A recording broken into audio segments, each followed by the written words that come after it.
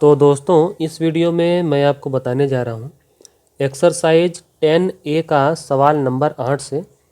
और इस 8वें सवाल में आप देखिए, इसमें बोला गया है कि 16 वाटर बॉटल्स का जो एसपी है ना, सेलिंग प्राइस, वो 17 वाटर बॉटल्स के सीपी यानी कॉस्ट प्राइस के बराबर है।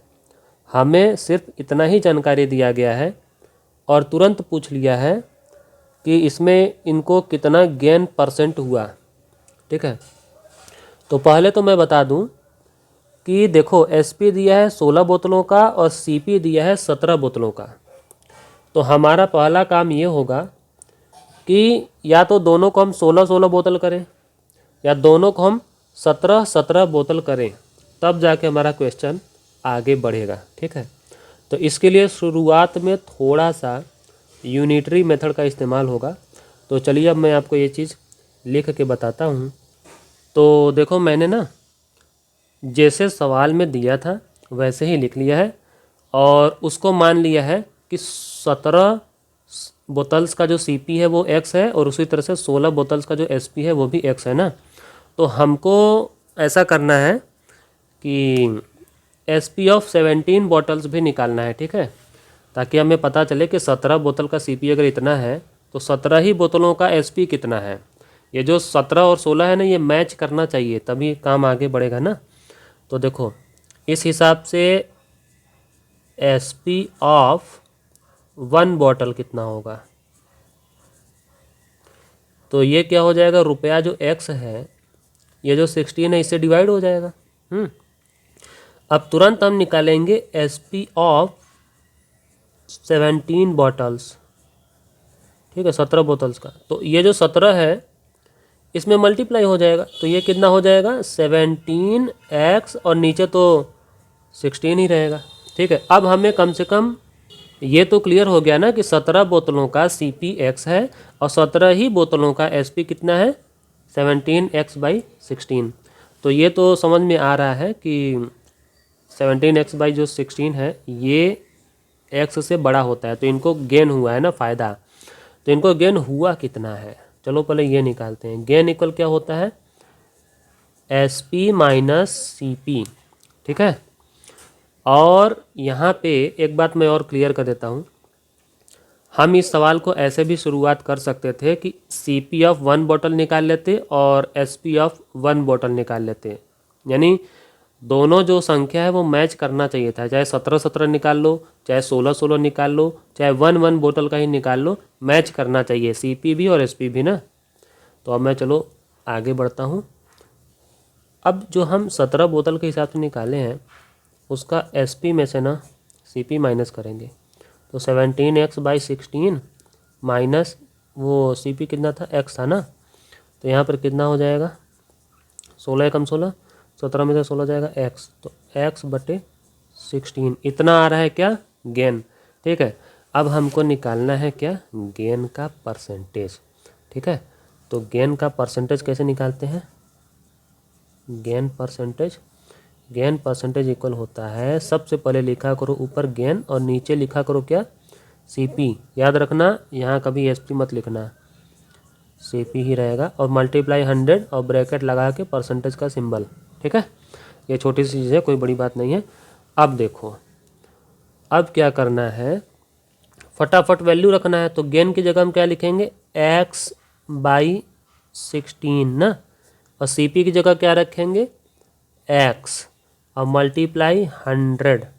ठीक है, इस तरह से। अब इसको मैं थोड़ा ढंग से लिख देता हूँ। देखो ऊपर वाला जो फ्रैक्शन होता है ना वो ठीक से ऐसे लिखा जाता है x/16, और नीचे जो x है वो यही के डिनोमिनेटर में ऐसे पड़ा रहेगा ना, मल्टीप्लाई 100। और अब देखते हैं क्या आता है, देखना क्या है, x से x काट देना है। ठीक है, इसके बाद 4 से इसको काटेंगे तो कितना आ जाएगा 4, 4 से इसको काटेंगे तो आ जाएगा 25, यानी कि आपका आ रहा है ये 25/4 इतना परसेंटेज।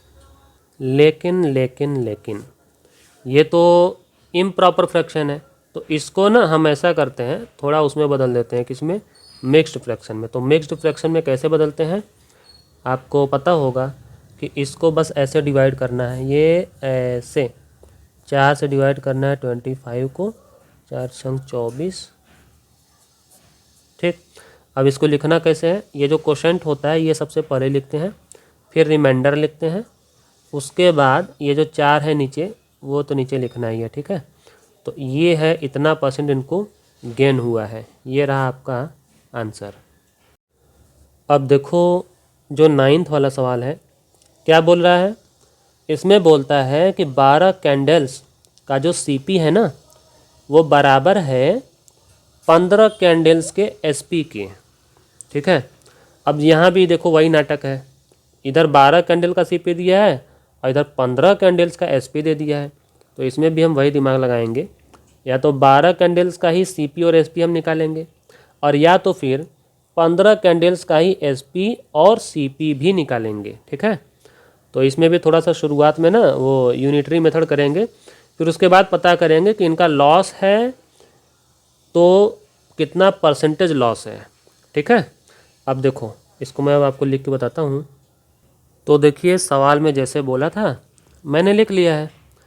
अब एक बात और, आप यहाँ पे लेट भी लिख सकते हैं कि लेट सीपी, क्योंकि आप यहाँ एक्स मान भी रहे हैं ना खुद से, इसीलिए वो कोई बड़ी बात नहीं है। मैं सोच रहा हूँ ना कि सीपी जो 12 का है सीपी भी 15 का ही निकाल लेते हैं ना, तो सीपी ऑफ 1 कैंडल, पहले 1 कैंडल निकालेंगे, और क्योंकि यूनिटरी मेथड से कर रहे हैं ना, x/12। ठीक, तो सीपी ऑफ 15 कैंडल्स कितना हो जाएगा, रुपया 15x/12। ठीक है, इसको ना हम थोड़ा सा काट भी देते हैं, क्योंकि 3 से दोनों कट जाएगा, तो 3 से इसको काटेंगे तो 5 आ जाएगा, और ये काटेंगे तो 4 आ जाएगा। तो 15 कैंडल्स का सीपी इतना है और 15 कैंडल्स का एसपी जो था वो इतना था ना। तो सीपी देखने में बड़ा लग रहा है क्योंकि इसका जो न्यूमरेटर है ऊपर वो 5 है, वो बड़ा है। ठीक है, तो अब हम क्या करते हैं, इनका निकालते हैं लॉस, और लॉस को आपको खूब पता होगा, लॉस इक्वल क्या होता है, लॉस इक्वल होता है सीपी माइनस एसपी। ठीक है, तो सीपी इनका कितना आया था, 5x/4, 5x/4 और माइनस 15 कैंडल्स का एसपी कितना था, x। ठीक है, अब इसको हम घटाते हैं, देखते हैं क्या आता है, 4 एकम 4, 5 में से 4 देगा 1, यानी कि x/4 ये इनका लॉस है। ये तो देखो सीधा सीधा लॉस है कि इतने रुपए का लॉस हो गया ना, x/4, लेकिन लॉस का % कितना है वो भी तो निकालना है। तो देखो अब हम क्या करेंगे, लॉस का % वो कैसे निकालेंगे, लॉस रहेगा ऊपर, सीपी रहेगा नीचे, मल्टीप्लाई 100 और यहाँ पे लगा लो %। ठीक है, इसी में फटाफट जो है कि वैल्यू रखना है, उसको काट पीट के मल्टीप्लाई करके जो करना है सो करना है। लॉस कितना आया था, x/4, सीपी कितना था, सीपी था 5x/4। ठीक है, अब देखो ये ऐसे, देखो इसमें ना थोड़ा सा सावधानी बरता करो, जब इस तरह से आ जाता है ना तो बच्चे गलती करने लगते हैं। तो देखो यार इसमें इतना ही याद रखना कि ऊपर वाला जो फ्रैक्शन है वो सीधा लिखना है, ये x/4 ना, फिर मल्टीप्लाई लगाना है, और नीचे वाला जो फ्रैक्शन है इसको उल्टा कर देना है। बस ऐसा ही करेंगे ना तो कभी गलती नहीं होगा, ये ऐसे। ठीक, अब देखिए आगे क्या होता है। आगे पहले तो x से x कटेगा, फिर 4 से 4 कटेगा, फिर 5 से अगर हम 100 को काटेंगे तो आ जाएगा 20, और हम देख रहे हैं कि साफ साफ हमारा क्या आ रहा है आंसर, 20%। ये इनको 20% का लॉस हुआ है। ठीक है, ये है आपका आंसर। तो देखो ये जो 10वां सवाल है ना, इसमें क्या बोल रहा है कि बाई सेलिंग 130 कैसेट्स, जब ये एक आदमी 130 कैसेट्स बेचता है, तब जा कर के उसको जो मुनाफा होता है ना, जो फ़ायदा, जो गेन होता है, वो उतना ही होता है जितना 5 कैसेट्स का सेलिंग प्राइस है। बात को समझो पहले।